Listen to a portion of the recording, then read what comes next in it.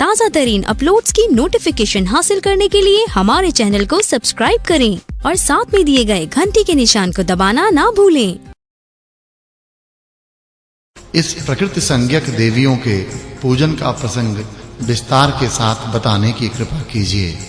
किस पुरुष ने किस देवी की कैसे आराधना की है, मृत्युलोक सरस्वती जी की पूजा का विधान तथा कवच। नारद जी ने कहा, भगवन, आपकी कृपा प्रसाद से यह अमृतमयी संपूर्ण कथा मुझे सुनने को मिली है। अब आप हैं मुझे देवियों के कवच, स्तोत्र, ध्यान, प्रभाव और पावन चरित्र के साथ-साथ उपयुक्त बातें बताने की कृपा करें।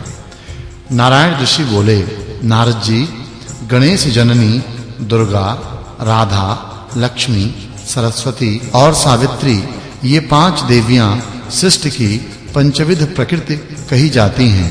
इनकी पूजा और अद्भुत प्रभाव प्रसिद्ध है। इनका अमृतोपम चरित्र समस्त मंगलों की प्राप्ति का कारण है।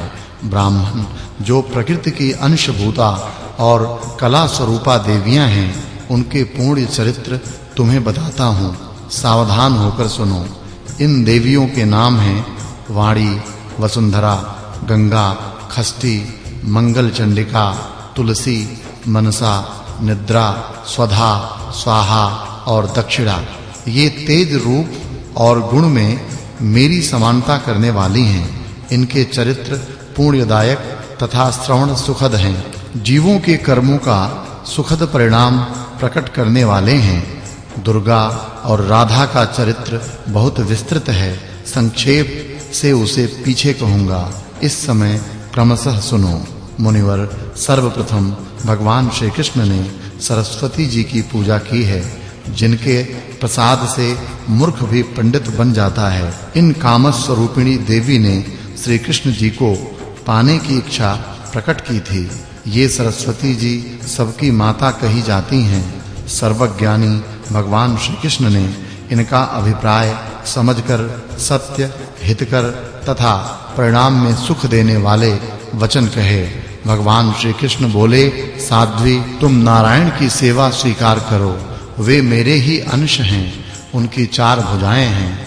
उन परम सुंदर तरुण पुरुष में मेरे ही समान सभी सद्गुण वर्तमान हैं। करोड़ों काम देवों के समान उनकी सुंदरता है। वे कामिनियों की कामना पूर्ण करने में समर्थ हैं।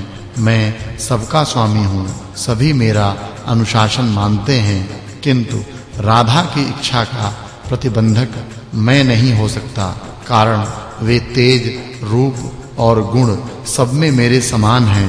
सबको प्राण अत्यंत प्रिय हैं। फिर मैं अपने प्राणों की अधिष्ठात्री देवी इन राधा का त्याग करने में कैसे समर्थ हो सकता हूँ। भद्रे, तुम वैकुंठ पधारो। तुम्हारे लिए वहीं रहना हितकर होगा। सर्वप्रथम विष्णु को अपना स्वामी बनाकर दीर्घ काल तक आनंद का अनुभव करो। तेज, रूप और गुण में तुम्हारे ही समान उनकी एक पत्नी लक्ष्मी भी वहां हैं। लक्ष्मी में काम, क्रोध, लोभ, मोह, मान और हिंसा ये नाम मात्र भी नहीं हैं। उनके साथ तुम्हारा समय सदा प्रेम पूर्वक सुख से व्यतीत होगा। विष्णु तुम दोनों का समान रूप से सम्मान करेंगे। सुंदरी, प्रत्येक ब्रह्मांड में माघ शुक्ल पंचमी के दिन विद्यारंभ के शुभ अवसर पर बड़े गौरव के साथ तुम्हारी विशाल पूजा होगी। मेरे वर के प्रभाव से आज से लेकर प्रलय पर्यंत प्रत्येक कल्प में मनुष्य, मनुगण, देवता, मोक्षकामी, प्रसिद्ध मुनिगण, वशु, योगी, सिद्ध, नाग, गंधर्व और राक्षस सभी बड़ी भक्ति के साथ 16 प्रकार के उपचारों के द्वारा तुम्हारी पूजा करेंगे। उन संयमशील जितेंद्रिय पुरुषों के द्वारा काण्व शाखा में कही हुई विधि के अनुसार तुम्हारा ध्यान और पूजन होगा। वे कलश अथवा पुस्तक में तुम्हें आवाहित करेंगे। तुम्हारे कवच को भोजपत्र पर लिखकर उसे सोने की डिब्बी में रख गंध एवं चंदन आदि से सुपूजित करके लोग अपने गले में अथवा दाहिनी भुजा में धारण करेंगे। पूजा के पवित्र अवसर पर विद्वान पुरुषों के द्वारा तुम्हारा सम्यक प्रकार से स्तुति पाठ होगा। इस प्रकार कहकर सर्वपूजित भगवान श्री कृष्ण ने देवी सरस्वती की पूजा की। तत्पश्चात ब्रह्मा, विष्णु, शिव, अनंत, धर्म, मुनीश्वर, सनक गण, देवता, मुनि, राजा और मनुगण इन सब ने भगवती सरस्वती की आराधना की। तब से ये सरस्वती जी संपूर्ण प्राणियों द्वारा सदा पूजित होने लगी। नारद जी बोले, वेद वेत्ताओं में श्रेष्ठ प्रभु, आप भगवती सरस्वती की पूजा का विधान, स्तवन, ध्यान, अभिष्ट कवच, पूजनोपयोगी नैवेद्य, फूल तथा चंदन आदि का परिचय देने की कृपा कीजिए। इसे सुनने के लिए मेरे हृदय में बड़ा कौतूहल हो रहा है। भगवान नारायण ने कहा, नारद सुनो, कण्व शाखा में कही हुई पद्धति बतलाता हूँ। इसमें जगन माता सरस्वती जी के पूजन की विधि वर्णित है। माघ शुक्ल पंचमी विद्यारंभ की मुख्य तिथि है। उस दिन पूर्वाह्न काल में ही प्रतिज्ञा करके संयमशील एवं पवित्र हो स्नान और नित्य क्रिया के पश्चात भक्ति पूर्वक कलश स्थापन करें। फिर नैवेद्य आदि से निम्नांकित 6 देवताओं का पूजन करें। पहले गणेश जी का, फिर सूर्य देव का, अग्नि, विष्णु, शिव और पार्वती जी का पूजन करने के पश्चात इष्ट देवता सरस्वती का पूजन करना उचित है। फिर ध्यान देकर देवी का आह्वान करें। तदंतर व्रती रहकर षोडशोपचार से भगवती की पूजा करें। सौम्य पूजा के लिए जो उपयोगी नैवेद्य वेद में कथित हैं उन्हें बताता हूँ। ताजा मक्खन, दही, दूध, धान का लावा, तिल के लड्डू, सफेद गन्ना और उसका रस, उसे पकाकर बनाया हुआ गुड़, स्वास्तिक एक प्रकार का पकवान, शक्कर या मिश्री, सफेद धान का चावल जो टूटा न हो, अक्षत, बिना उबाले हुए धान का चिवड़ा, सफेद लड्डू, घी और सीधा नमक डालकर तैयार किए गए व्यंजन के साथ शास्त्रोक्त हविष्यान्न, जौ अथवा गेहूं के आटे से घृत में तले हुए पदार्थ, पके हुए स्वच्छ केले का पिष्टक, उत्तम अन्न को घृत में पकाकर उससे बना हुआ अमृत के समान मधुर मिष्ठान्न, नारियल, उसका पानी, कसेरू, मूली, अदरक, पका हुआ केला, बढ़िया बेल, बेर का फल, देश और काल के अनुसार उपलब्ध ऋतु फल तथा अन्य भी पवित्र स्वच्छ वर्ण के फल, ये सब नैवेद्य के समान हैं। मुने सुगंधित सफेद पुष्प, सफेद स्वच्छ चंदन तथा नवीन श्वेत वस्त्र और सुंदर शंख देवी सरस्वती को अर्पण करना चाहिए। श्वेत पुष्पों की माला और श्वेत भूषण भी भगवती को चढ़ावें। महाभाग मुने, भगवती सरस्वती का श्रेष्ठ ध्यान परम सुखदायी है तथा भ्रम का उच्छेद करने वाला है। वह ध्यान यह है, सरस्वती जी का श्री विग्रह शुक्ल वर्ण है। ये परम सुंदरी देवी सदा मुस्कुराती रहती हैं। इनके परिपुष्ट विग्रह के सामने करोड़ों चंद्रमा की प्रभा भी तुच्छ है। ये विशुद्ध चिन्मय वस्त्र पहने हैं। इनके एक हाथ में वीणा है और दूसरे में पुस्तक।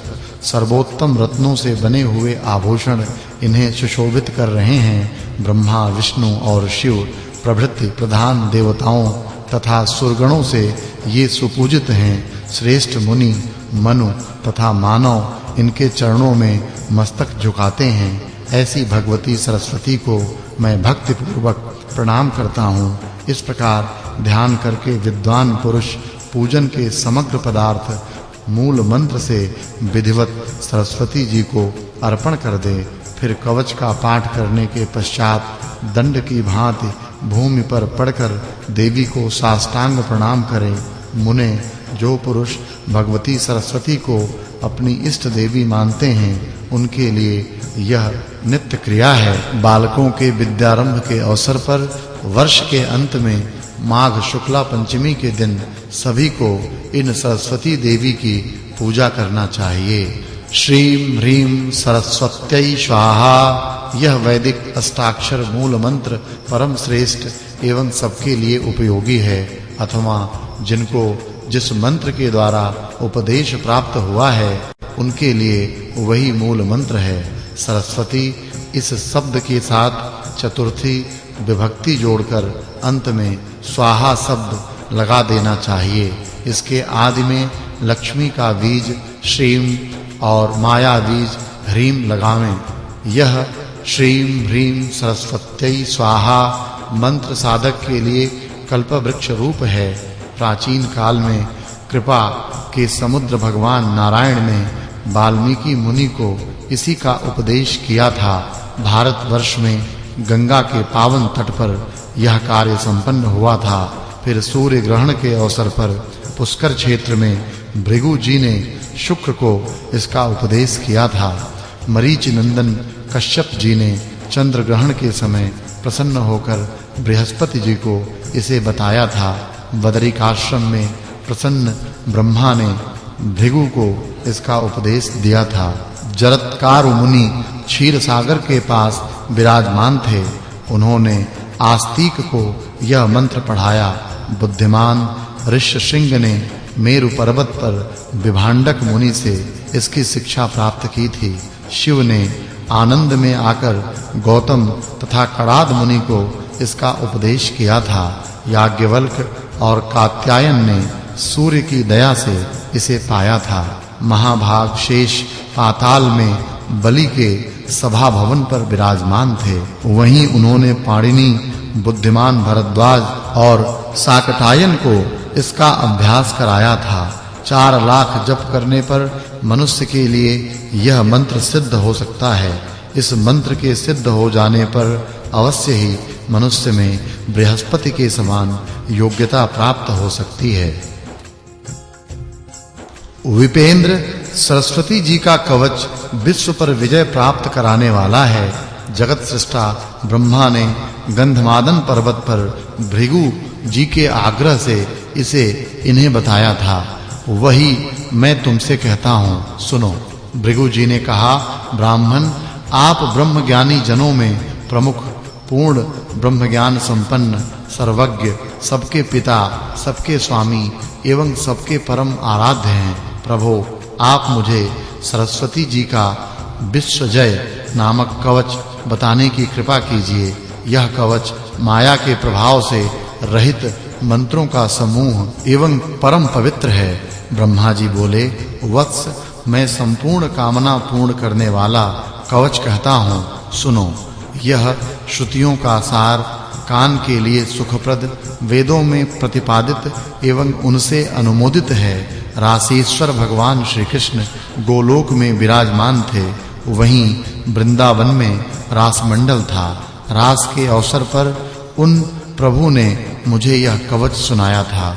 कल्प वृक्ष की तुलना करने वाला यह कवच परम गोपनीय है। जिन्हें किसी ने नहीं सुना है, वे अद्भुत मंत्र इसमें सम्मिलित हैं। इसे धारण करने के प्रभाव से ही भगवान शुक्राचार्य संपूर्ण दैत्यों के पूज्य बन सके। ब्राह्मण, बृहस्पति में इतनी बुद्धि का समावेश इस कवच की महिमा से ही हुआ है। वाल्मीकि मुनि सदा इसका पाठ और सरस्वती जी का ध्यान करते हैं। अतः उन्हें कवींद्र कहलाने का सौभाग्य प्राप्त हो गया। वे भाषण करने में परम चतुर हो गए। इसे धारण करके स्वयंभू मनु ने सबसे पूजा प्राप्त की। कणाद, गौतम, कण्व, पाणिनि, साकटायन, दक्ष और कात्यायन इस कवच को धारण करके ही ग्रंथों की रचना में सफल हुए। इसे धारण करके स्वयं कृष्ण द्वैपायन व्यासदेव ने वेदों का विभाग लिखकर खेल ही खेल में अखिल पुराणों का प्रणयन किया। शातातप, संवर्त, वशिष्ठ, पराशर, याज्ञवल्क्य, ऋष्यभृंग, भरद्वाज, आस्तिक, देवल, जयगिषभ्य और जाबाली ने इस कवच को धारण करके सब में पूजित हो ग्रंथों की रचना की थी। विपेंद्र इस कवच के ऋषि प्रजापति हैं। स्वयं बृहति छंद हैं। माता शारदा अधिष्ठात्री देवी हैं। अखिल तत्व परिज्ञान पूर्वक संपूर्ण अर्थ के साधन तथा समस्त कविताओं के प्रणयन एवं विवेचन में इसका प्रयोग किया जाता है। श्रीं ह्रीं स्वरूपिणी भगवती सरस्वती के लिए श्रद्धा की आहुति दी जाती है। वे सब ओर से मेरे सिर की रक्षा करें। ओम श्रीं वाग देवता के लिए श्रद्धा की आहुति दी जाती है। वे सदा मेरे ललाट की रक्षा करें। ओम ह्रीं भगवती सरस्वती के लिए श्रद्धा की आहुति दी जाती है। वे निरंतर कानों की रक्षा करें। ओम श्रीं ह्रीं भारती के लिए श्रद्धा की आहुति दी जाती है। वे सदा दोनों नेत्रों की रक्षा करें। ऐं ह्रीं स्वरूपिणी वाग्वादिनी के लिए श्रद्धा की आहुति दी जाती है। वे सब ओर से मेरी नसिका की रक्षा करें। ओम ह्रीं विद्या की अधिष्ठात्री देवी के लिए श्रद्धा की आहुति दी जाती है। वे होठ की रक्षा करें। ओम श्रीं ह्रीं भगवती ब्राह्मी के लिए श्रद्धा की आहुति दी जाती है। वे दंत पंक्ति की निरंतर रक्षा करें। ऐं यह देवी सरस्वती का एकाक्षर मंत्र मेरे कंठ की सदा ही रक्षा करे। ओम श्रीं ह्रीं मेरे गले की तथा श्रीं मेरे कंधों की सदा रक्षा करे। ओम श्रीं विद्या की अधिष्ठात्री देवी के लिए श्रद्धा की आहुति दी जाती है। वे सदा वक्षस्थल की रक्षा करें। ओम ह्रीं विद्या स्वरूपा देवी के लिए श्रद्धा की आहुति दी जाती है। वे मेरी नाभि की रक्षा करें। ओम ह्रीं क्लीं स्वरूपिणी देवी वाणी के लिए श्रद्धा की आहुति दी जाती है। वे सदा मेरे हाथों की रक्षा करें। ओम स्वरूपिणी भगवती देवी सर्ववर्णात्मिका के लिए श्रद्धा की आहुति दी जाती है। वे दोनों पैरों को सुरक्षित रखें। ओम वाग की अधिष्ठात्री देवी के लिए श्रद्धा की आहुति दी जाती है। वे मेरे सर्वस्व की रक्षा करें। सबके कंठ में निवास करने वाली ओम स्वरूपा देवी के लिए श्रद्धा की आहुति दी जाती है। वे पूर्व दिशा में सदा मेरी रक्षा करें। जीभ के अग्रभाग पर विराजने वाली ओम ह्रीं स्वरूपिणी देवी के लिए श्रद्धा की आहुति दी जाती है। वे अग्निकोण में मेरी रक्षा करें। ओम ऐं ह्रीं श्रीं क्लीं सरस्वत्यै बुजजन्यै स्वाहा। इसको मंत्रराज कहते हैं। यह इसी रूप में सदा विराजमान रहता है। यह निरंतर मेरे दक्षिण भाग की रक्षा करे। ऐं ह्रीं श्रीं यह त्रयक्षर मंत्र नैऋत्य कोण में सदा मेरी रक्षा करे। कवि की जिह्वा के अग्रभाग पर रहने वाली ओम स्वरूपिणी देवी के लिए श्रद्धा की आहुति दी जाती है। वे पश्चिम दिशा में मेरी रक्षा करें। ओम स्वरूपिणी भगवती सर्वांबिका के लिए श्रद्धा की आहुति दी जाती है। वे वायव्य कोण में सदा मेरी रक्षा करें। गद्य पद्य में निवास करने वाली ओम ऐं श्रीमयी देवी के लिए श्रद्धा की आहुति दी जाती है।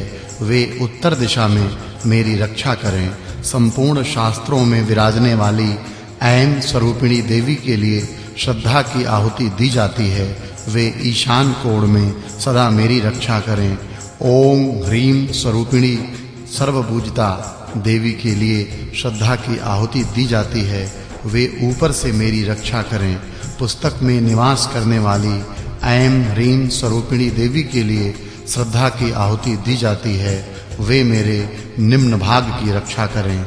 ओम स्वरूपिणी ग्रंथ बीज स्वरूपा देवी के लिए श्रद्धा की आहुति दी जाती है।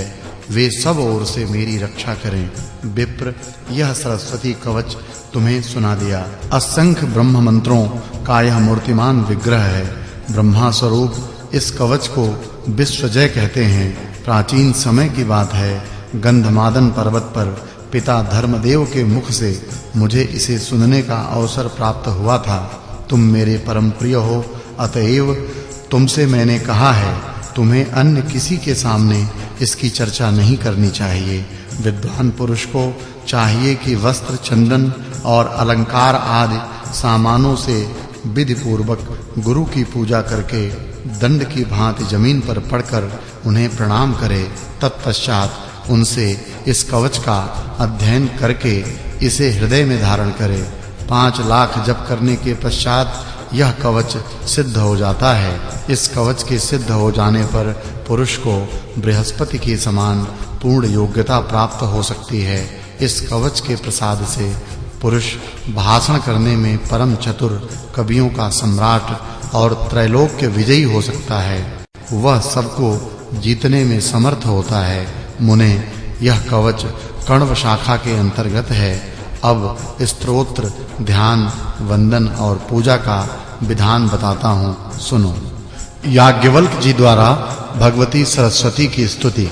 ऋषि प्रवर भगवान नारायण कहते हैं, नारद, सरस्वती देवी का स्तोत्र सुनो, जिससे संपूर्ण मनोरथ सिद्ध हो जाते हैं। प्राचीन समय की बात है, याज्ञवल्क्य नाम के प्रसिद्ध एक महामुनि थे। उन्होंने उसी स्तोत्र से भगवती सरस्वती की स्तुति की थी।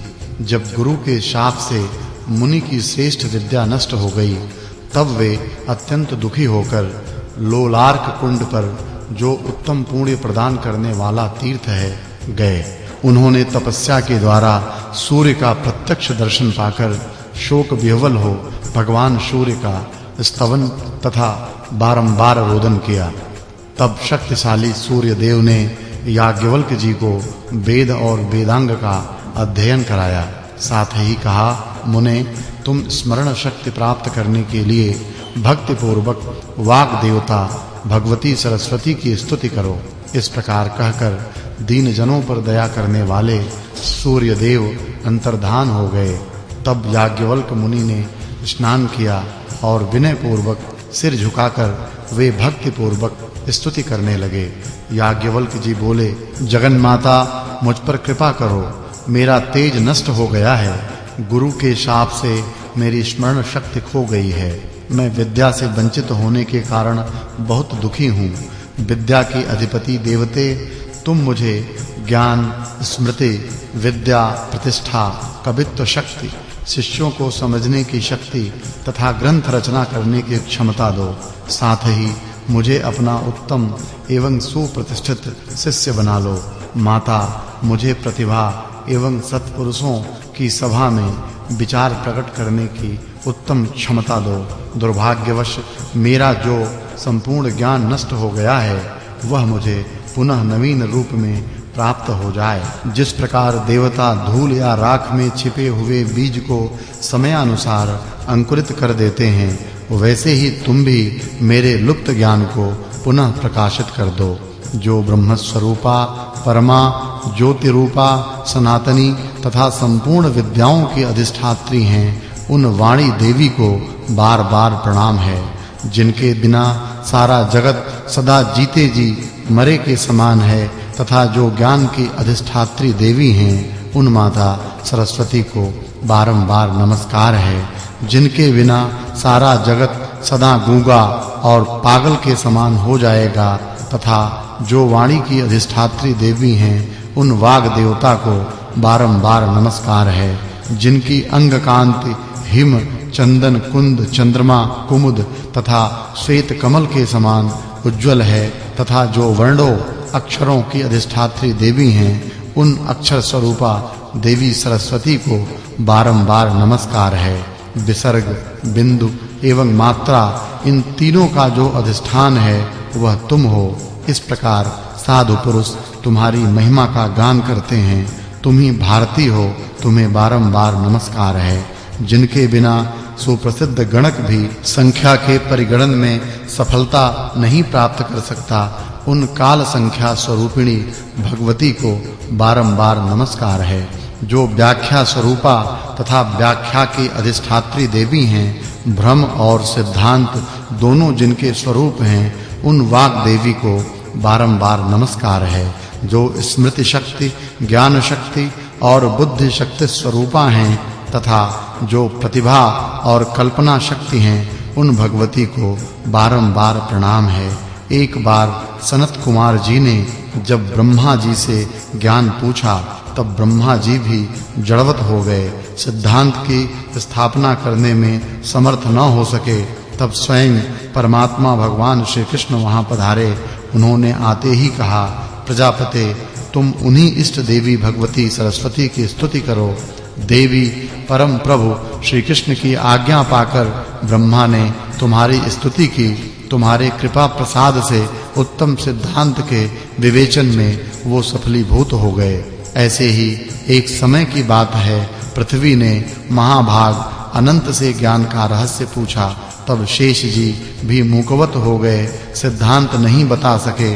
उनके हृदय में घबराहट उत्पन्न हो गई। फिर कश्यप जी की आज्ञा के अनुसार उन्होंने सरस्वती जी की स्तुति की।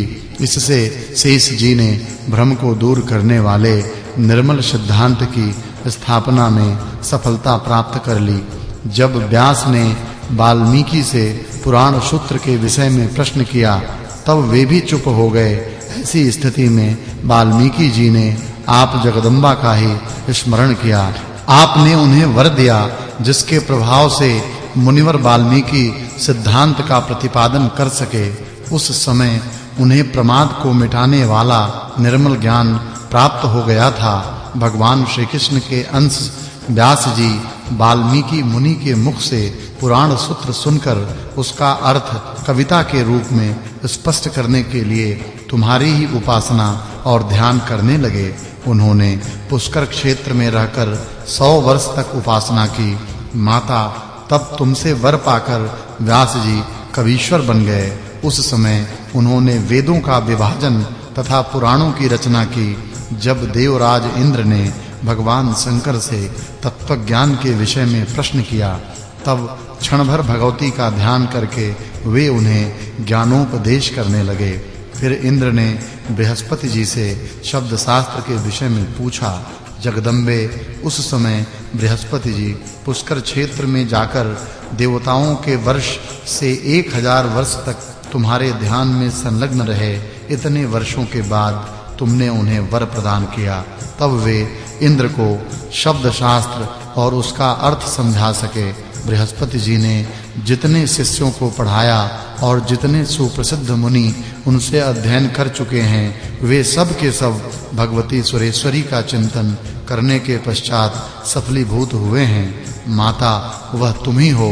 मुनीश्वर, मन और मानव सभी तुम्हारी पूजा और स्तुति कर चुके हैं। ब्रह्मा, विष्णु, शिव, देवता और दानवेश्वर प्रभृति सबने तुम्हारी उपासना की है।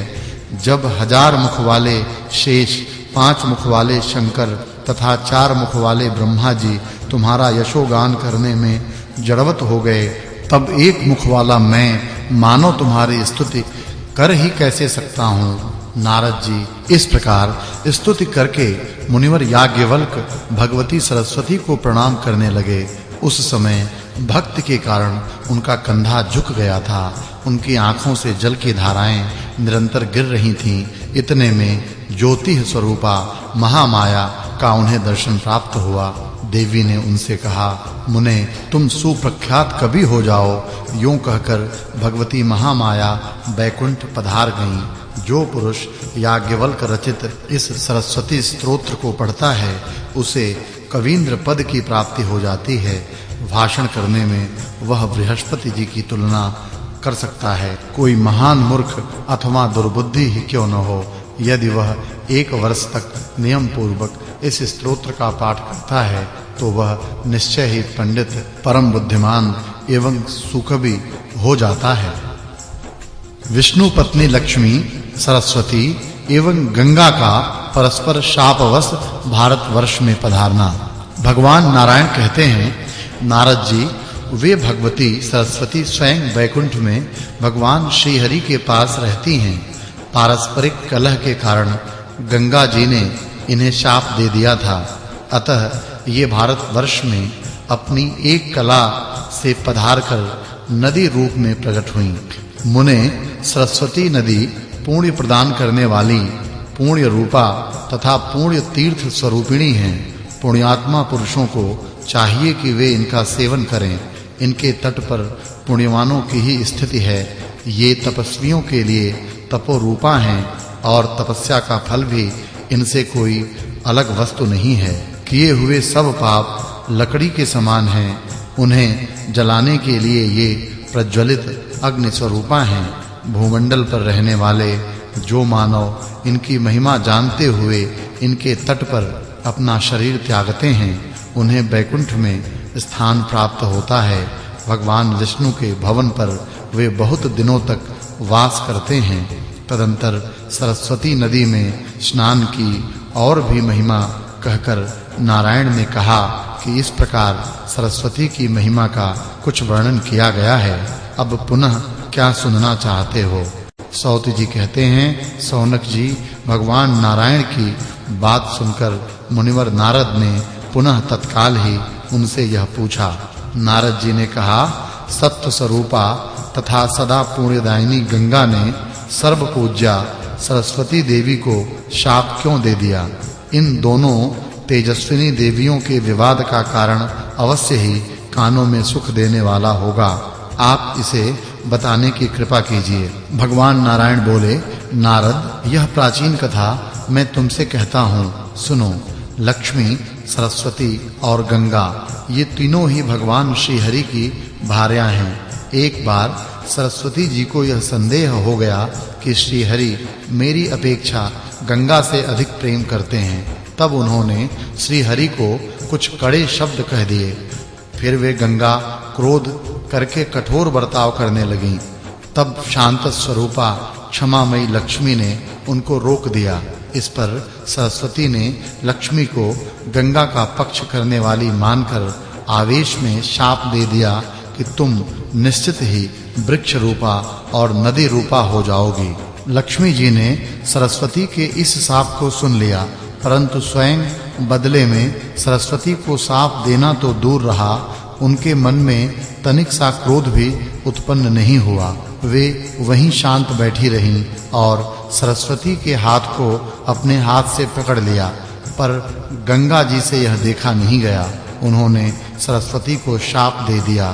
कहा, बहन लक्ष्मी, जो तुम्हें शाप दे चुकी हैं वह सरस्वती भी नदी रूपा हो जाए, यह नीचे मृत्युलोक में चली जाए जहां सब पापी जन निवास करते हैं। नारद जी, गंगा जी की यह बात सुनकर सरस्वती ने उन्हें शाप दे दिया कि तुम्हें भी धरातल पर जाना होगा और तुम पापियों के पाप को अंगीकार करोगी। इतने में भगवान श्री हरि वहां आ गए।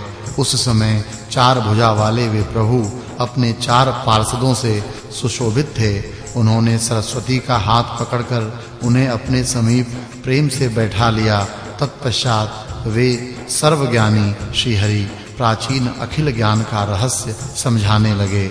उन दुखित देवियों के कलह और शाप का मुख्य कारण सुनकर परम प्रभु ने समयानुकूल बातें बताईं। भगवान श्री हरि बोले, लक्ष्मी, सुबह तुम अपनी कला से राजा धर्मध्वज के घर पधारो। तुम किसी की योनि से उत्पन्न न होकर स्वयं भूमंडल पर प्रकट हो जाना। वहीं तुम वृक्ष के रूप से निवास करोगी। शंखचूड़ नामक एक असुर मेरे अंश से उत्पन्न होगा, तुम उसकी पत्नी बन जाना। तत्पश्चात निश्चय ही तुम्हें मेरी प्रेयसी भार्या बनने का सौभाग्य प्राप्त होगा। भारतवर्ष में त्रिलोक पावनी तुलसी के नाम से तुम्हारी प्रसिद्धि होगी। बरानने, अभी-अभी तो तुम भारती के साथ से भारत में पद्मावती नामक नदी बनकर पधारो। तदंतर गंगा से कहा, गंगे, तुम सरस्वती के शापवश अपने अंश से पापियों का पाप भस्म करने के लिए विश्व पावनी नदी बनकर भारतवर्ष में जाना। सुकल्पिते भगीरथ की तपस्या से तुम्हें वहां जाना पड़ेगा।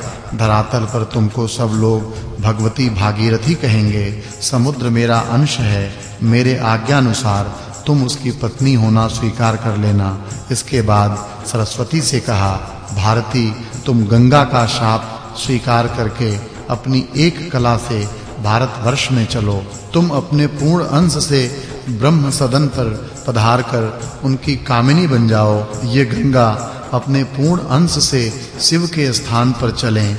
यहाँ अपने पूर्ण अंश से केवल लक्ष्मी रह जाएं, कारण इनका स्वभाव परम शांत है। ये कभी तनिक सा क्रोध नहीं करती।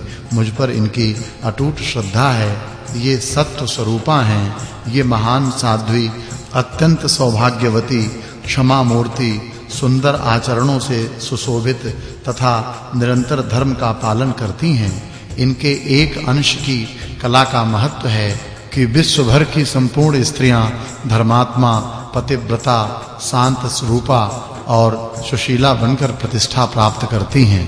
अब भगवान श्री हरि स्वयं अपना विचार कहने लगे। अहो, विभिन्न स्वभाव वाली 3 स्त्रियों, 3 नौकरों और 3 बांधवों का एकत्र रहना वेद की अनुमति के विरुद्ध है।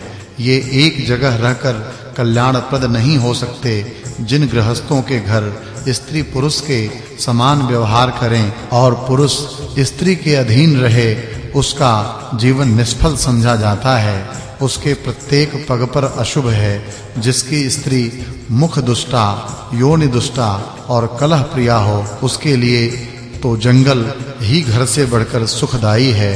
कारण वहां उसे जल, स्थल और फल तो नहीं मिल पाते हैं। ये फल, जल आदि जंगल में निरंतर सुलभ रहते हैं, घर पर नहीं मिल सकते।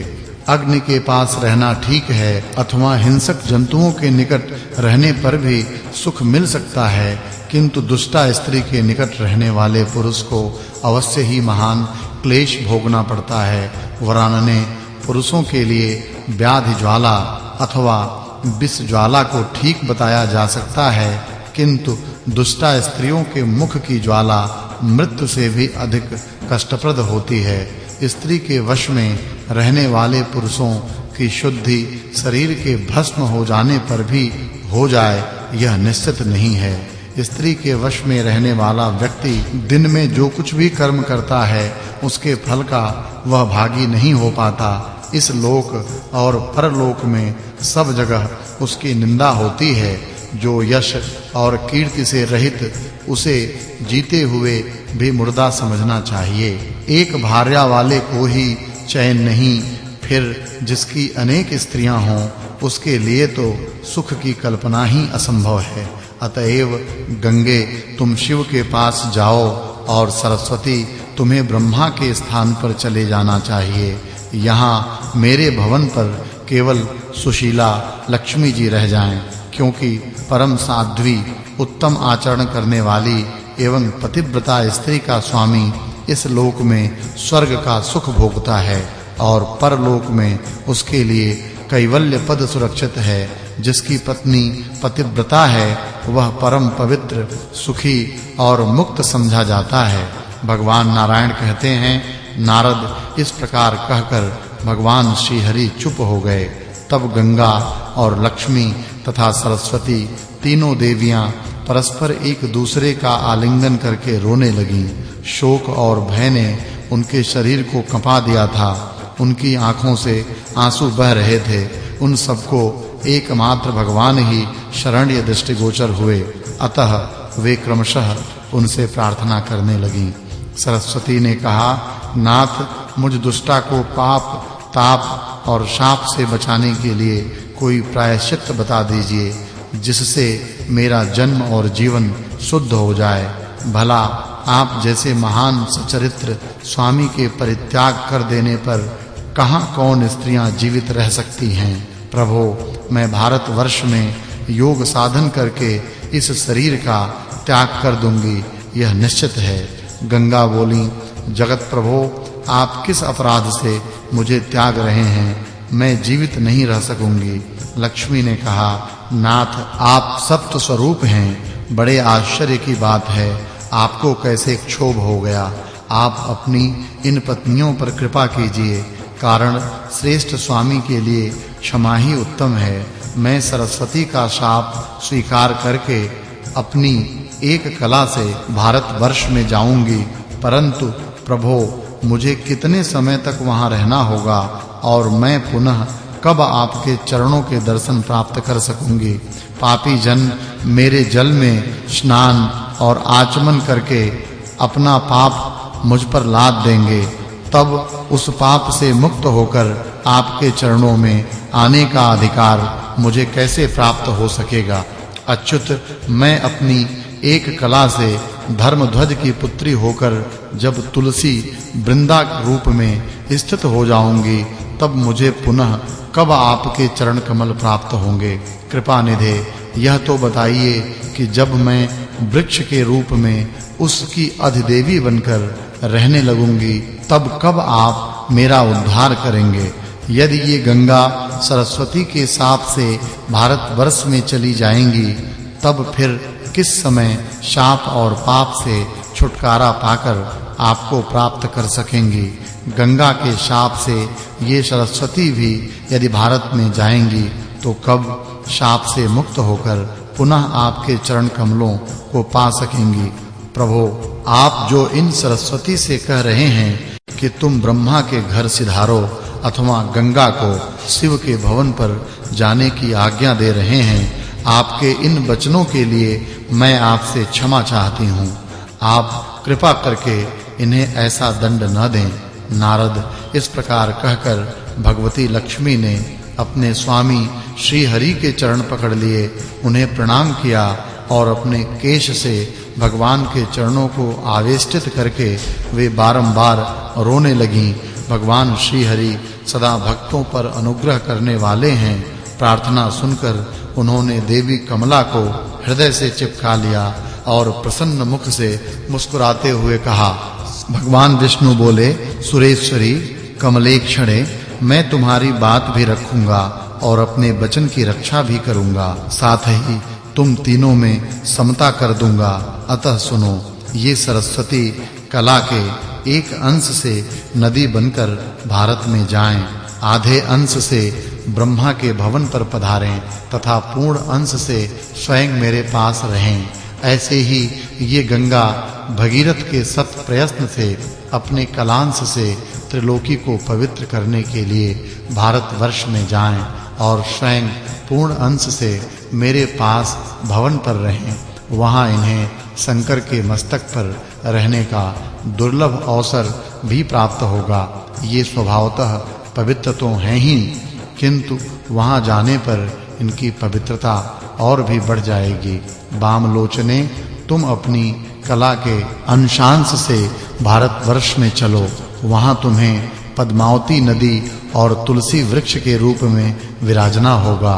कली के 5000 वर्ष व्यतीत हो जाने पर तुम नदी रूपणी देवियों का उद्धार हो जाएगा। तदंतर तुम लोग मेरे भवन पर लौट आओगी। पद्म भवे, संपूर्ण प्राणियों के पास जो संपत्ति और विपत्ति आती है, इसमें कोई न कोई हेतु छिपा रहता है। बिना विपत्ति सहे किन्हीं को भी गौरव प्राप्त नहीं हो सकता। अब तुम्हारे शुद्ध होने का उपाय बताता हूँ।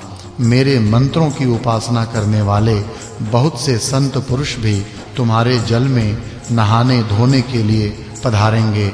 उस समय तुम उनके दर्शन और स्पर्श प्राप्त करके सब पापों से छुटकारा पा जाओगी। सुंदरी, इतना ही नहीं किंतु भूमंडल पर जितने असंख्य तीर्थ हैं, वे सभी मेरे भक्तों के दर्शन और स्पर्श पाकर परम पावन बन जाएंगे।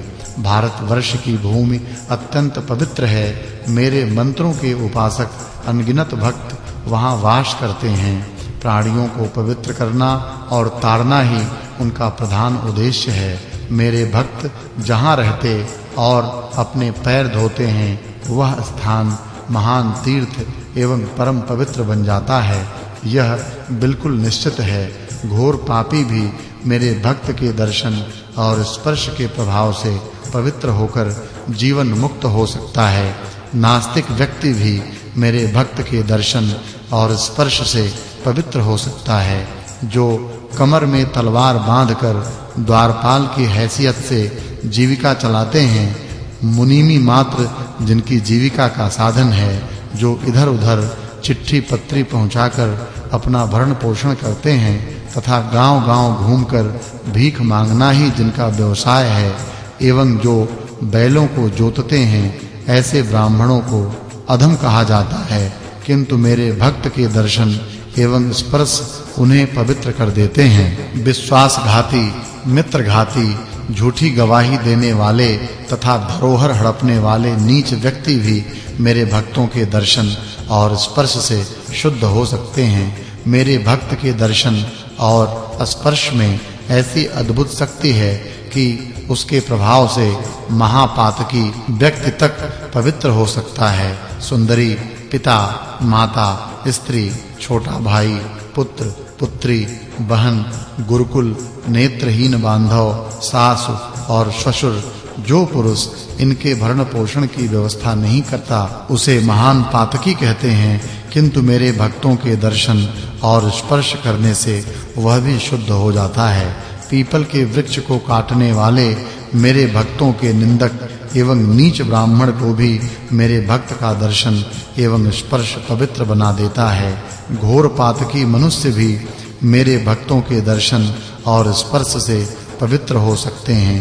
महालक्ष्मी ने कहा, भक्तों पर कृपा करने के लिए आतुर रहने वाले प्रभु, अब आप अपने भक्तों के लक्षण बताइए, जिनके दर्शन और स्पर्श से हरि भक्तहीन, अत्यंत अहंकारी, अपने मुंह अपनी बड़ाई करने वाले, धूर्त, शठ एवं साधु निंदक, अत्यंत अधम मानव तक तुरंत पवित्र हो जाते हैं तथा जिनके नहाने धोने से संपूर्ण तीर्थों में पवित्रता आ जाती है, जिनके चरणों की धूल से तथा चरणोदक से पृथ्वी का कल्मश दूर हो जाता है तथा जिनका दर्शन एवं स्पर्श करने के लिए भारतवर्ष में लोग लालायित रहते हैं, क्योंकि विष्णु भक्त पुरुषों का समागम संपूर्ण प्राणियों के लिए परम लाभदायक है। जल में तीर्थ ही तीर्थ नहीं है और न मृण्मय एवं प्रस्तर में देवता ही देवता हैं, क्योंकि वे दीर्घ काल तक सेवा करने पर ही पवित्र करते हैं। अहो, साक्षात देवता तो विष्णु भक्तों को मानना चाहिए, जो क्षण भर में पवित्र कर देते हैं। सूत जी कहते हैं, सौनक जी, महालक्ष्मी की बात सुनकर उनके आराध्य स्वामी भगवान श्री हरि का मुखमंडल मुस्कान से खिल उठा। फिर वे अत्यंत गूढ़ एवं श्रेष्ठ रहस्य कहने के लिए प्रस्तुत हो गए। श्री भगवान बोले, लक्ष्मी, भक्तों के लक्षण श्रुति एवं पुराणों में छिपे हुए हैं। इन पुण्यमय लक्षणों में पापों का नाश करने, सुख देने तथा भुक्ति मुक्ति प्रदान करने की प्रचुर शक्ति है। जिसको सद्गुरु के द्वारा विष्णु का मंत्र प्राप्त होता है और जो सब कुछ छोड़कर केवल मुझको ही सर्वस्व मानता है, उसी को वेद वेदांग पुण्यात्मा एवं श्रेष्ठ मनुष्य बतलाते हैं। ऐसे व्यक्ति के जन्म लेने मात्र से पूर्व के 100 पुरुष, चाहे वे स्वर्ग में हों अथवा नरक में, तुरंत मुक्ति के अधिकारी हो जाते हैं। यदि उन पूर्वजों में से किन्हीं का कहीं जन्म हो गया है, तो उन्होंने जिस योनि में जन्म पाया है, वहीं उनमें जीवन मुक्तता आ जाती है और समयानुसार वे परम धाम में चले जाते हैं। मुझ में भक्ति रखने वाला मानव मेरे गुणों से संपन्न होकर मुक्त हो जाता है। उसकी वृत्ति मेरे गुण का अनुसरण करने में ही लगी रहती है। वह सदा मेरी कथा वार्ता में लगा रहता है। मेरा गुणानुवाद सुनने मात्र से वह आनंद मग्न हो उठता है। उसका शरीर पुलकित हो जाता है और वाणी गदगद हो जाती है। उसकी आंखों में आंसू भर आते हैं और वह अपनी सुध बुद्धि खो बैठता है। मेरी पवित्र सेवा में नित्य नियुक्त रहने के कारण सुख, 4 प्रकार की सालोक्यादि मुक्ति, ब्रह्मा का पद तथा अमरत्व कुछ भी पाने की अभिलाषा वह नहीं करता। ब्रह्मा, इंद्र एवं मनु की उपाधि तथा स्वर्ग के राज्य का सुख, ये सभी परम दुर्लभ हैं, किंतु मेरा भक्त स्वप्न में भी इनकी इच्छा नहीं करता। ऐसे मेरे बहुत से भक्त भारतवर्ष में निवास करते हैं। उन भक्तों के जैसा जन्म सबके लिए सुलभ नहीं है, जो सदा मेरा गुणानुवाद सुनते और सुनने योग्य पद्यों को गाकर आनंद से विह्वल हो जाते हैं। वे बड़भागी भक्त अन्य साधारण मनुष्य तीर्थ एवं मेरे परम धाम को भी पवित्र करके धराधाम पर पधारे हैं। पद में इस प्रकार मैंने तुम्हारे प्रश्न का समाधान कर दिया। अब तुम्हें जो उचित जान पड़े वह करो। तदंतर वे सभी नदियां भगवान श्री हरि ने जो कुछ आज्ञा दी थी उसी के अनुसार कार्य करने में संलग्न हो गईं। स्वयं भगवान अपने सुखदायी आसन पर विराजमान हो गए। कलयुग के भावी चरित्र का, कालमान का तथा गोलोक की कृष्ण लीला का वर्णन। भगवान नारायण कहते हैं, नारद जी, तदंतर सरस्वती अपनी एक कला से तो पूर्ण क्षेत्र भारतवर्ष में पधारी तथा पूर्ण अंश से उन्हें भगवान श्री हरि के निकट रहने का सौभाग्य प्राप्त हुआ। भारत में पधारने से भारती, ब्रह्मा की प्रेम भाजन होने से ब्राह्मी तथा वचन की अधिष्ठात्री होने से वे वाणी नाम से विख्यात हुईं। श्री हरि संपूर्ण विश्व में व्याप्त रहते हुए भी सागर के जल स्रोत में शयन करते देखे जाते हैं। अतः सरस से युक्त होने के कारण उनका एक नाम सरस्वान है और उनकी प्रिया होने से इन देवी को सरस्वती कहा जाता है। नदी रूप से पधारकर ये सरस्वती परम पावन तीर्थ बन गईं। पापी जनों के पाप रूपी ईंधन को भस्म करने के लिए ये प्रज्वलित अग्नि स्वरूपा हैं। नारद जी तत्पश्चात वाणी के साप से गंगा अपनी कला से धरातल पर आईं। भगीरथ के सत प्रयत्न से इनका शुभागमन हुआ। ये गंगा आ ही रही थीं कि शंकर ने इन्हें अपने मस्तक पर धारण कर लिया। कारण गंगा के वेग को केवल शंकर ही संभाल सकते हैं। अतएव उनके वेग को सहने में असमर्थ पृथ्वी की प्रार्थना से वे इस कार्य के लिए प्रस्तुत हो गए। फिर पद्मा अर्थात लक्ष्मी अपनी एक कला से भारतवर्ष में नदी रूप से पधारी। इनका नाम पद्मावती हुआ। ये स्वयं पूर्ण अंश से भगवान श्री हरि की सेवा में उनके समीप ही रहीं। तदंतर अपनी एक दूसरी कला से वे भारत में राजा धर्मध्वज के यहाँ पुत्री रूप से प्रकट हुईं। उस समय इनका नाम तुलसी पड़ा। पहले सरस्वती के शाप से और फिर श्री हरि की आज्ञा से इन विश्वपावनी देवी ने अपनी कला द्वारा वृक्षमय रूप धारण किया। कली में 5000 वर्षों तक भारतवर्ष में रहकर ये तीनों देवियां सरित रूप का परित्याग करके वैकुंठ में चली जाएंगी। काशी तथा वृंदावन के अतिरिक्त अन्य प्रायः सभी तीर्थ भगवान श्री हरि की आज्ञा से उन देवियों के साथ वैकुंठ चले जाएंगे। शालग्राम श्री हरि की मूर्ति पुरुषोत्तम भगवान जगन्नाथ कली के 10,000 वर्ष व्यतीत होने पर भारतवर्ष को छोड़कर अपने धाम को पधारेंगे। इनके साथ ही साधु, पुराण, शंख, श्राद्ध, तर्पण तथा वेदोक्त कर्म भी भारतवर्ष से उठ जाएंगे। देव पूजा, देव नाम, देवताओं के गुणों का कीर्तन, वेद, शास्त्र, पुराण, संत, सत्य, धर्म, ग्राम देवता, व्रत, तप और उपवास ये सब भी उनके साथ ही इस भारत से चले जाएंगे। इनमें लोगों की श्रद्धा नहीं रह जाएगी। प्रायः सभी लोग मद्य और मांस का सेवन करेंगे। झूठ और कपट से किसी को घृणा न होगी। उपयुक्त देवी एवं देवताओं के भारतवर्ष छोड़ देने के पश्चात सठ, क्रूर, दांभिक, अत्यंत अहंकारी, चोर, हिंसक ये सब संसार में फैल जाएंगे। पुरुष भेद, परस्पर मैत्री का अभाव होगा। अपने अथवा पुरुष का भेद, स्त्री का भेद, विवाह, वाद निर्णय, जाति या वर्ण का निर्णय, अपने या पराये स्वामी का भेद तथा अपनी पराई वस्तुओं का भेद भी आगे चलकर नहीं रहेगा। सभी पुरुष स्त्रियों के अधीन होकर रहेंगे। घर-घर में पुंसशलियों का निवास होगा। वे दुराचारिणी स्त्रियां सदा डांट फटकार कर अपने पतियों को पीटेंगी। गृहिणी घर की पूरी मालकिन बनी रहेगी। घर का स्वामी नौकर से भी अधिक अधम समझा जाएगा। घर में जो बलवान होंगे उन्हीं को कर्ता माना जाएगा। भाई बंधु वे ही समझे जाएंगे जिनका संबंध योनि या जन्म से लेकर होगा, जैसे पुत्र, भाई आदि। अर्थात जरा भी दूर के संपर्क वाले को लोग भाई बंधु भी नहीं मानेंगे। विद्या अध्ययन के संबंध रखने वाले गुरु भाई आदि के साथ कोई बात भी नहीं करेगा। पुरुष अपने ही परिवार के लोगों से अन्य अपरिचित व्यक्तियों की भांति व्यवहार करेंगे।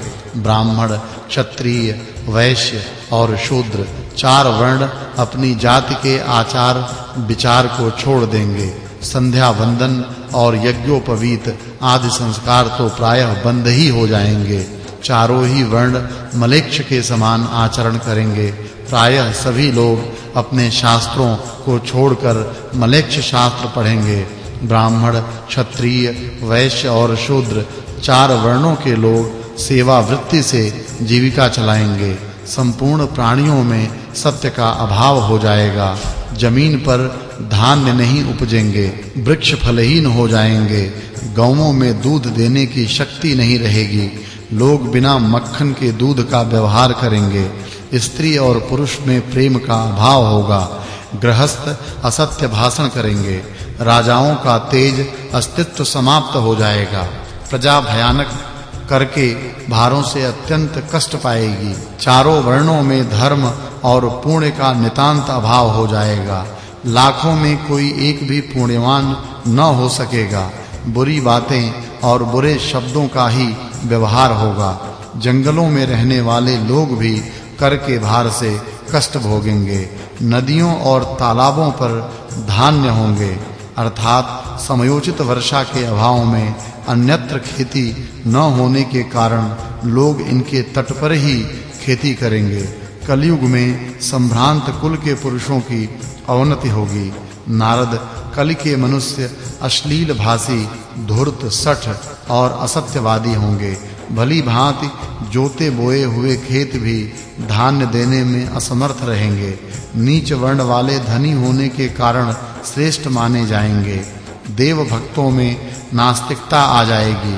नगर निवासी हिंसक, निर्दयी तथा मनुष्य घाती होंगे। कली में प्रायः स्त्री और पुरुष रोगी, थोड़ी उम्र वाले और युवा अवस्था से रहित होंगे। 16 वर्ष में ही उनके सिर के बाल पक जाएंगे। 20 वर्ष में उन्हें बुढ़ापा घेर लेगा। कलयुग में भगवान नाम बेचा जाएगा। मिथ्या दान होगा। मनुष्य अपनी कीर्ति बढ़ाने के लिए दान देकर स्वयं पुनः उसे वापस ले लेंगे। देव वृत्ति, ब्राह्मण वृत्ति अथवा गुरुकुल वृत्ति, चाहे वह अपनी दी हुई हो अथवा दूसरे की, कली के मानव उसे छीन लेंगे। कलयुग में मनुष्य को अगम्यागमन में कोई हिचक न होगी। कलयुग में स्त्रियों और पतियों का निर्णय नहीं हो सकेगा, अर्थात सभी स्त्री पुरुषों में अवैध व्यवहार होंगे। प्रजा किन्हीं ग्रामों और धनों पर अपना पूर्ण अधिकार नहीं प्राप्त कर सकेगी। प्रायः सब लोग अप्रिय वचन बोलेंगे।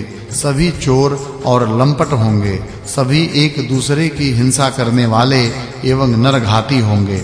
ब्राह्मण, क्षत्रिय और वैश्य सबके वंशजों में पाप प्रवेश कर जाएगा। सभी लोग लाख, लोहा, रस और नमक का व्यापार करेंगे। पंच यज्ञ करने में द्विजों की प्रवृत्ति न होगी। यज्ञोपवीत पहनना उनके लिए भार हो जाएगा। वे संध्या बंदन और शौच से विहीन रहेंगे। पुंशली, सूद से जीविका चलाने वाली तथा कुटनी स्त्री रजस्वला रहती हुई भी ब्राह्मणों के घर भोजन बनाएगी। अन्नों में, स्त्रियों में और आश्रमवासी मनुष्यों में कोई नियम नहीं रहेगा। घोर कली में प्रायः सभी मलेच्छ हो जाएंगे। इस प्रकार जब सम्यक प्रकार से कलयुग आ जाएगा, तब सारी पृथ्वी मलेच्छों से भर जाएगी। तब विष्णु यशा नामक ब्राह्मण के घर उनके पुत्र के रूप में भगवान कल के प्रकट होंगे। सुप्रसिद्ध पराक्रमी ये कल के भगवान नारायण के अंश हैं। ये एक बहुत ऊंचे घोड़े पर चढ़कर अपनी विशाल तलवार से मलेच्छों का विनाश करेंगे और 3 रात में ही पृथ्वी को मलेच्छ शून्य कर देंगे। यों वसुधा को मलेच्छ रहित करके वे स्वयं अंतर्ध्यान हो जाएंगे। तब एक बार पृथ्वी पर अराजकता फैल जाएगी। डाकू सर्वत्र लूटपाट मचाएंगे। तदंतर मोटी धार से असीम जल बरसने लगेगा। लगातार 6 दिन रात वर्षा होगी। पृथ्वी पर सर्वत्र जल ही जल दिखाई पड़ेगा। पृथ्वी, प्राणी, वृक्ष, गृह से शून्य हो जाएगी। मुने इसके बाद 12 सूर्य एक साथ उदय होंगे, जिनके प्रचंड तेज से पृथ्वी सूख जाएगी। यो होने पर दुर्धर्ष कलयुग समाप्त हो जाएगा। तब तप और सत्व से संपन्न धर्म का पूर्ण रूप से प्राकट्य होगा। उस समय तपस्वियों, धर्मात्माओं और वेदज्ञ ब्राह्मणों से पुनः पृथ्वी शोभा पाएगी। घर-घर में स्त्रियां पतिव्रता और धर्मात्मा होंगी। धर्म प्राण न्याय पारायण क्षत्रियों के हाथ में राज्य का प्रबंधन होगा। वे सभी ब्राह्मणों के भक्त, मनस्वी, तपस्वी, प्रतापी, धर्मात्मा और पुण्य कर्म के प्रेमी होंगे। वैश्य व्यापार में तत्पर रहेंगे। वे मन में धार्मिक भावना रखते हुए ब्राह्मणों के प्रति श्रद्धा रखेंगे। शूद्र धर्म पर आस्था रखते हुए पवित्रता पूर्वक सेवा करेंगे। ब्राह्मण, क्षत्रिय और वैश्यों के वंशज भगवती जगदम्बा शक्ति के परम उपासक होंगे। उनके द्वारा देवी के मंत्र का निरंतर जप होने लगेगा। सब लोग देवी के ध्यान में तत्पर रहेंगे। समयानुसार व्यवहार करने वाले पुरुषों में श्रुति, स्मृति और पुराण का पूर्ण ज्ञान प्राप्त रहेगा। इसी को सत्ययुग कहते हैं। इस युग में धर्म पूर्ण रूपेण रहता है। त्रेता में धर्म 3 पैर से, द्वापर में 2 पैर से और कलि में केवल 1 पैर से रहता है। घोर कलि आने पर तो यह संपूर्ण पैरों से ही हीन हो जाता है। विप्र 7 दिन हैं, 16 तिथियां कही गई हैं, 12 महीने और 6 ऋतुएं होती हैं। शुक्ल और कृष्ण 2 पक्ष तथा उत्तरायण एवं दक्षिणायन 2 अयन होते हैं। 4 पहर का दिन होता है और 4 पहर की रात होती है। 30 दिनों का 1 महीना होता है। संवत्सर तथा इडावत्सर आदि भेद से 5 प्रकार के वर्ष समझे जाने चाहिए। यही काल की संख्या का नियम है। जैसे दिन आते जाते रहते हैं, ऐसे ही चारों युगों का भी आना जाना लगा रहता है। मनुष्यों का 1 वर्ष पूरा होने पर देवताओं का 1 दिन रात होता है। काल की संख्या के विशेषज्ञ पुरुषों का सिद्धांत है कि मनुष्य के 360 युग व्यतीत होने पर देवताओं का 1 युग व्यतीत होता है। इस प्रकार से 71 दिव्य युगों को 1 मनवंतर कहते हैं। 1 इंद्र 1 मनवंतर पर्यंत रहते हैं। यों 28 इंद्र बीत जाने पर ब्रह्मा का 1 दिन रात होता है। इस मान से 108 वर्ष व्यतीत होने पर ब्रह्मा की आयु पूरी हो जाती है। इसी को प्राकृत प्रलय समझना चाहिए। उस समय पृथ्वी नहीं दिखाई पड़ती। पृथ्वी सहित संपूर्ण ब्रह्मांड जल में लीन हो जाते हैं। ब्रह्मा, विष्णु, शिव और ऋषि आदि सभी परात्पर श्री कृष्ण में लीन हो जाते हैं। उन्हीं में प्रकृति भी लीन हो जाती है।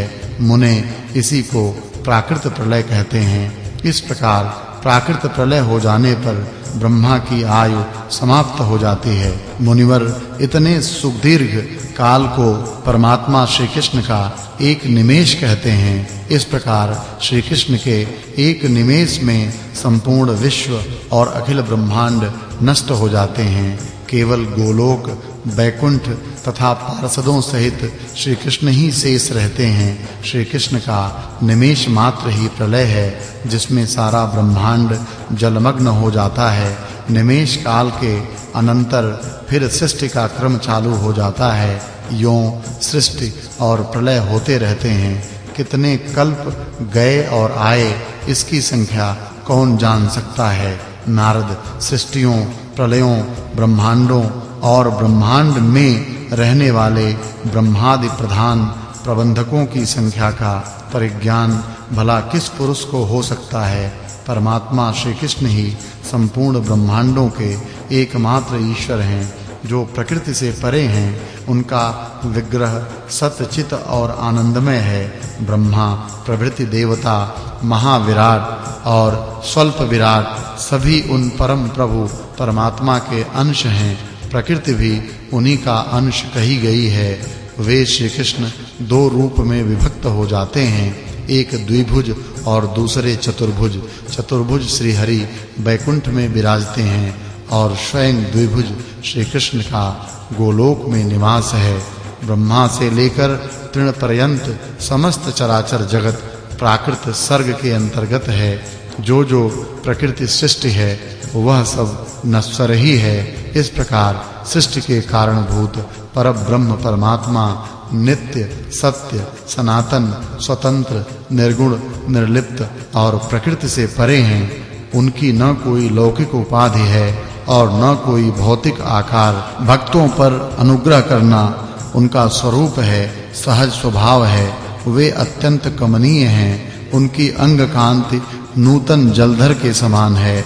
उनके 2 भुजाएं हैं, हाथ में मुरली है, गोपों जैसा वेश और किशोर अवस्था है।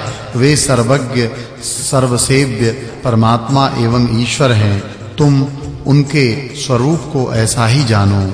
इन्हीं के दिए हुए ज्ञान से विराट पुरुष विष्णु के नाभि कमल से उत्पन्न ज्ञान स्वरूप ब्रह्मा अखिल ब्रह्मांड की सृष्टि करते हैं तथा संपूर्ण तत्वों के ज्ञाता मृत्युंजय शिव संहार का कार्य संभालते हैं। उन्हीं के दिए हुए ज्ञान से तथा उन्हीं के लिए किए गए तप के प्रभाव से वे उनके समान ही महान एवं सर्वेश्वर हुए हैं। उन परमात्मा श्री कृष्ण के ज्ञान के प्रभाव से ही भगवान विष्णु महान विभूति से संपन्न, सर्वज्ञ, सर्वदर्शी, सर्वव्यापी, सबके रक्षक, संपूर्ण संपत्ति प्रदान करने में समर्थ, सर्वेश्वर तथा समस्त जगत के अधिपति हुए हैं। उन्हीं के ज्ञान से, उन्हीं के लिए की गई तपस्या से तथा उन्हीं के प्रति भक्ति और उन्हीं की सेवा से प्रकृति सर्वशक्तिमती, महामाया और सर्वेश्वरी हुई है।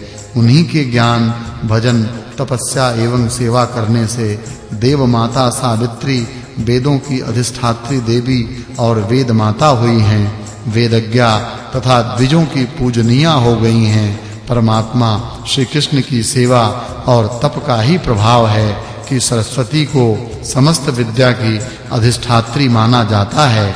अखिल विद्वान उनकी उपासना करते हैं। सनातनी महालक्ष्मी धन और सस्य की अधिष्ठात्री देवी तथा संपत्तियों को देने में समर्थ हुई हैं। इन्हीं की उपासिका होने से दुर्गा को सब लोग पूजते हैं और वे सर्वेश्वरी सबकी कामनाएं पूर्ण कर देती हैं। इतना ही नहीं, वे दुर्गति नाशिनी दुर्गा इन्हीं की कृपा से समस्त गांवों की ग्राम देवी, संपूर्ण संपत्ति देने में समर्थ, सबके द्वारा स्तुत्य और सर्वज्ञ हुई हैं। उन्होंने सर्वेश्वर शिव को जो पति रूप में प्राप्त किया है वह उनकी श्री कृष्ण सेवा का ही फल है। श्री कृष्ण के वाम भाग से प्रकट हुई श्री राधा श्री कृष्ण की प्रेम से आराधना और सेवा करके ही उनके प्रेम की अधिष्ठात्री तथा उन्हें प्राणों से भी अधिक प्रिय हुई हैं। श्री कृष्ण की सेवा से ही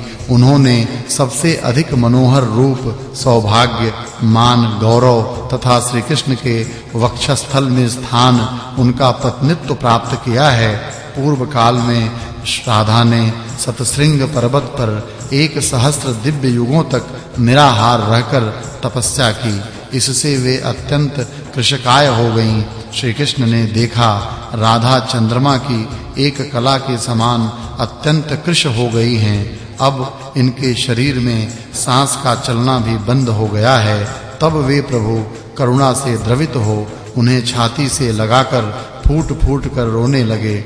उन्होंने राधा को वह सारभूत वर दिया जो अन्य सब लोगों के लिए दुर्लभ है। वे बोले, प्राण वल्लभे, तुम्हारा स्थान मेरे वक्षस्थल पर है, तुम यहीं रहो। मुझ में तुम्हारी अविचल प्रेम भक्ति हो। सौभाग्य, मान, प्रेम और गौरव की दृष्टि से तुम मेरे लिए सबसे श्रेष्ठ और सर्वाधिक प्रियतमा बनी रहो। संसार की समस्त युवतियों में तुम्हारा सबसे ऊंचा स्थान है।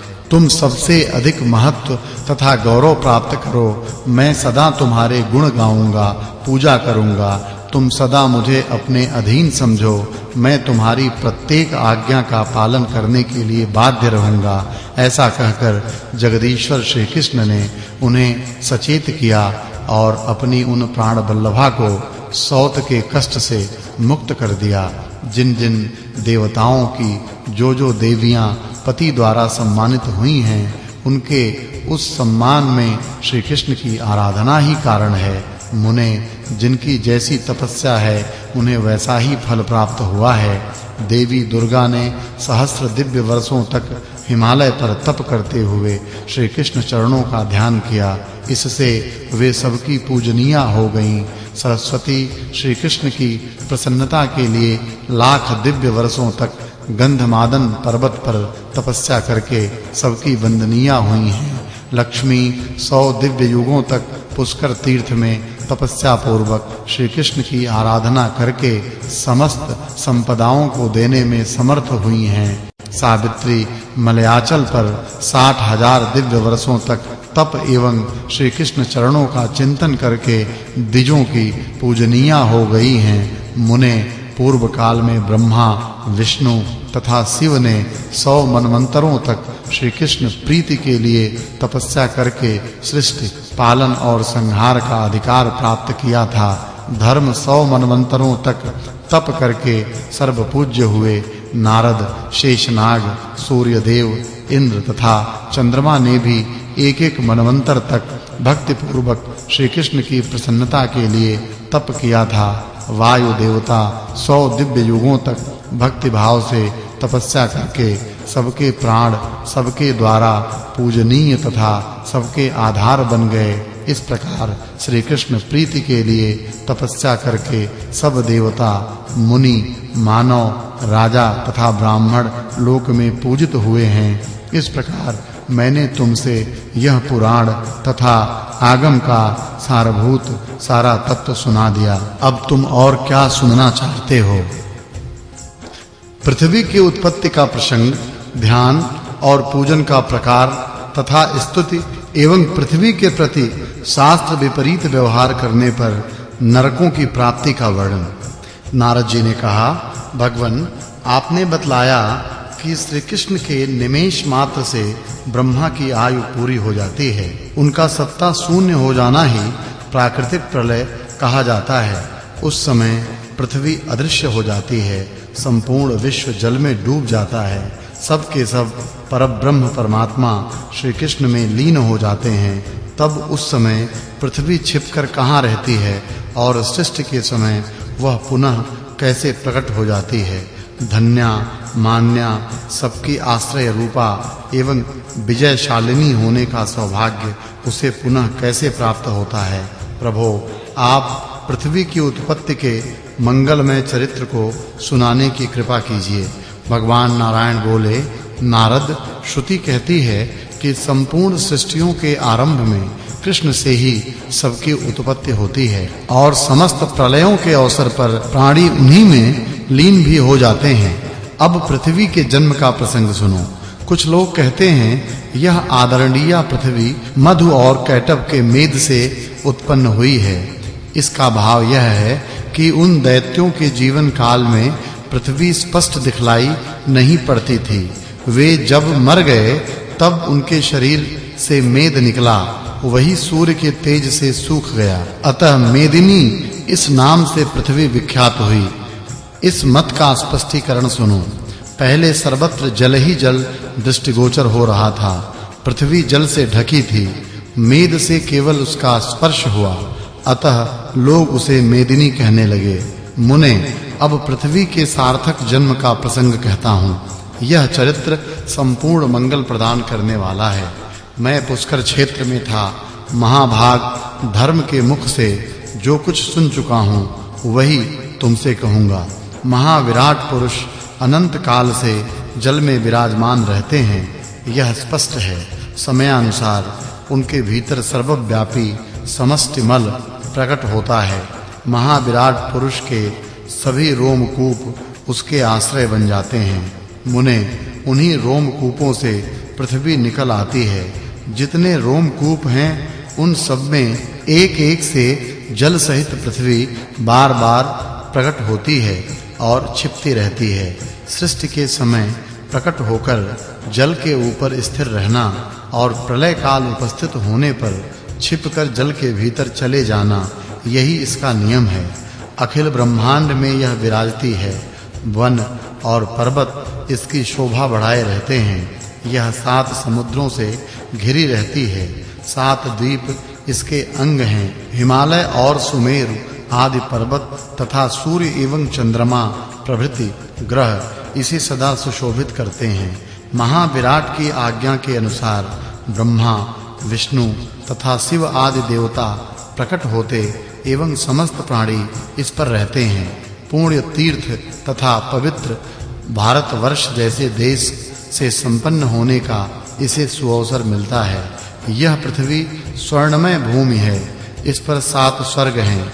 इसके नीचे 7 पाताल हैं। ऊपर ब्रह्मलोक है।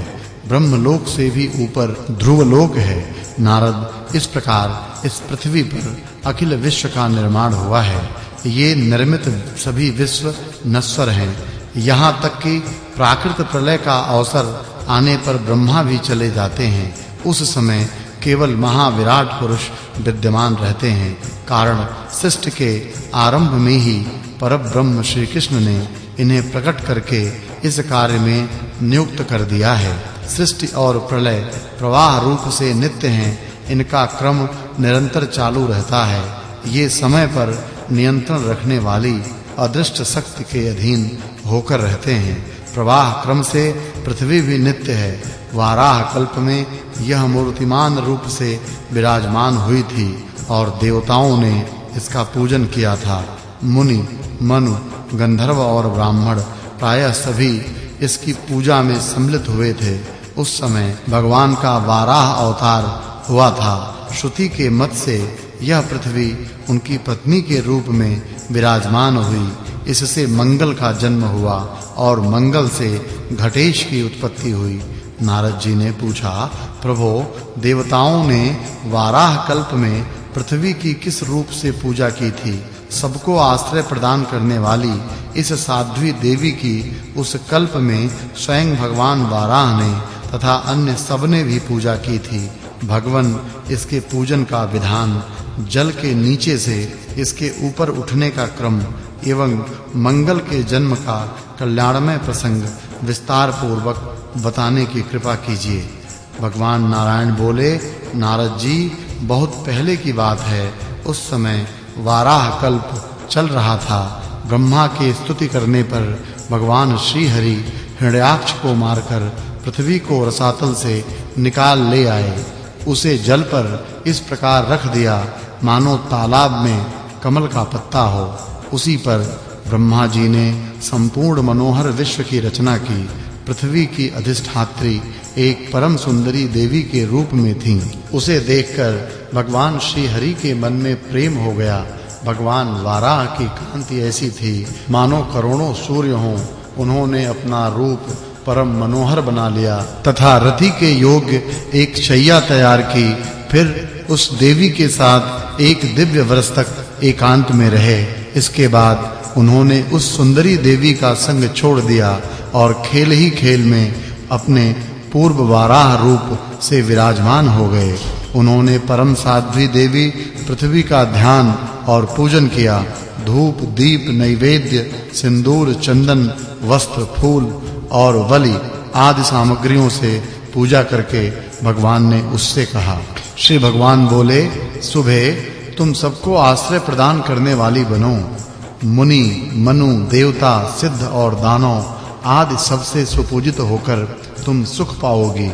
आम्बवाची के अतिरिक्त दिन में गृह प्रवेश, गृहारंभ, वापी एवं ताड़क के निर्माण अथवा अन्य गृह कार्य के अवसर पर देवता आदि सभी लोग मेरे वर के प्रभाव से तुम्हारी पूजा करेंगे। जो मूर्ख तुम्हारी पूजा नहीं करना चाहेंगे उन्हें नरक में जाना पड़ेगा। उस समय पृथ्वी गर्भवती हो चुकी थी। उसी गर्भ से तेजस्वी मंगल नामक ग्रह की उत्पत्ति हुई। भगवान की आज्ञा के अनुसार उपस्थित संपूर्ण व्यक्ति पृथ्वी की उपासना करने लगे। कण्व शाखा में कहे हुए मंत्रों को पढ़कर उन्होंने ध्यान किया और स्तुति की। मूल मंत्र पढ़कर नैवेद्य अर्पण किया। यों त्रिलोकी भर में पृथ्वी की पूजा और स्तुति होने लगी। नारद जी ने कहा, भगवान पृथ्वी का किस प्रकार ध्यान किया जाता है? इसकी पूजा का प्रकार क्या है और कौन मूल मंत्र है? संपूर्ण पुराणों में छिपे हुए इस प्रसंग को सुनने के लिए मेरे मन में बड़ा कौतूहल हो रहा है। अतः बताने की कृपा कीजिए। भगवान नारायण कहते हैं, मुने, सर्वप्रथम भगवान वाराह ने इस पृथ्वी की पूजा की।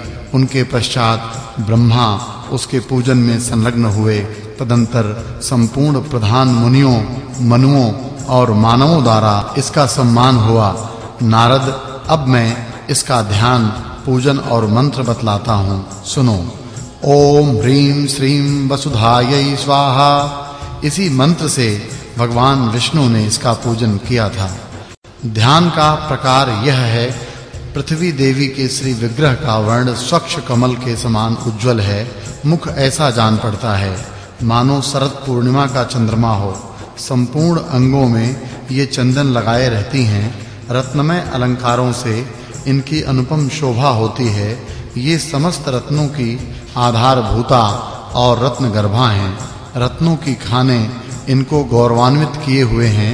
ये विशुद्ध चिन्मय वस्त्र धारण किए रहती हैं। इनके मुख पर मुस्कान छाई रहती है। सभी लोग इनकी वंदना करते हैं।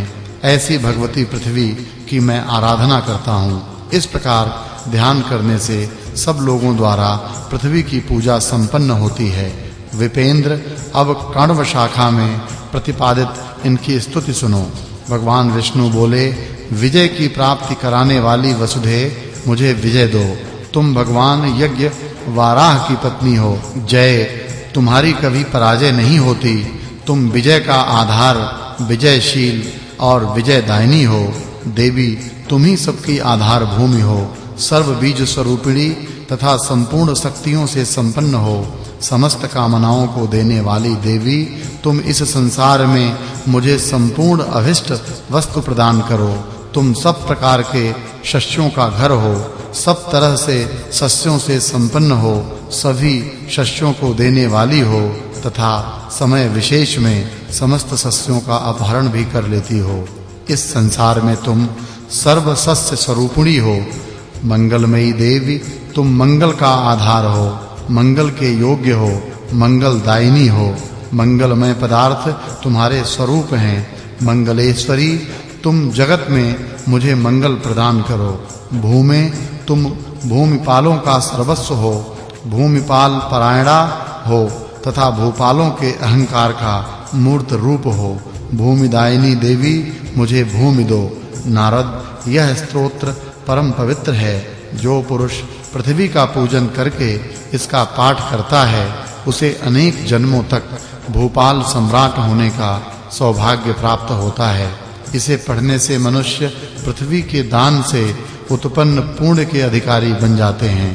पृथ्वी दान के अपहरण से, दूसरे के कुएं को बिना उसकी आज्ञा लिए खोदने से, अम्बुवाची योग में पृथ्वी को खोदने से और दूसरे की भूमि का अपहरण करने से जो पाप होते हैं, उन पापों से इस स्तोत्र का पाठ करने पर मनुष्य छुटकारा पा जाता है। इसमें संशय नहीं है। मुने, पृथ्वी पर वीर्य त्यागने तथा दीपक रखने से जो पाप होता है, उससे भी पुरुष इस स्तोत्र का पाठ करने से मुक्त हो जाता है। नारद जी बोले, भगवन, पृथ्वी का दान करने से जो पुण्य तथा उसे छीनने, दूसरे की भूमि का हरण करने, अम्बुवाची में पृथ्वी का उपयोग करने, भूमि पर वीर्य गिराने तथा जमीन पर दीपक रखने से जो पाप बनता है, उसे मैं सुनना चाहता हूँ। वेद वेदताओं में श्रेष्ठ प्रभु, मेरे पूछने के अतिरिक्त अन्य भी जो पृथ्वी जन्य पाप हैं, उनको उनके प्रतिकार सहित बताने की कृपा करें। भगवान नारायण बोले, मुने, जो पुरुष भारत वर्ष में किसी संध्यापूत ब्राह्मण को एक वित्ता भी भूमि दान करता है, वह भगवान विष्णु के धाम में जाता है। फसलों से भरी पूरी भूमि को ब्राह्मण के लिए अर्पण करने वाला सत्पुरुष उतने ही वर्षों तक भगवान विष्णु के धाम में विराजता है जितने उस जमीन के रजह कण हों। जो गांव, भूमि और धान्य ब्राह्मण को दान देता है, उसके पुण्य से दाता और प्रतिगृहिता दोनों व्यक्ति संपूर्ण पापों से छूटकर बैकुंठ धाम में स्थान पाते हैं। जो साधु पुरुष भूमि दान के लिए दाता को उत्साहित करता है, उसे अपने परम मित्र एवं गोत्र के साथ वैकुंठ में जाने का सौभाग्य प्राप्त होता है। अपनी अथवा दूसरों की दी हुई ब्राह्मण की भूमि हरण करने वाला व्यक्ति सूर्य एवं चंद्रमा की स्थिति पर्यंत कालसूत्र नामक नरक में स्थान पाता है। इतना ही नहीं, इस पाप के प्रभाव से उसके पुत्र और पौत्र आदि के पास भी पृथ्वी नहीं ठहरती। वह श्रीहीन, पुत्रहीन और दरिद्र होकर घोर रौरव नरक में गिरता है।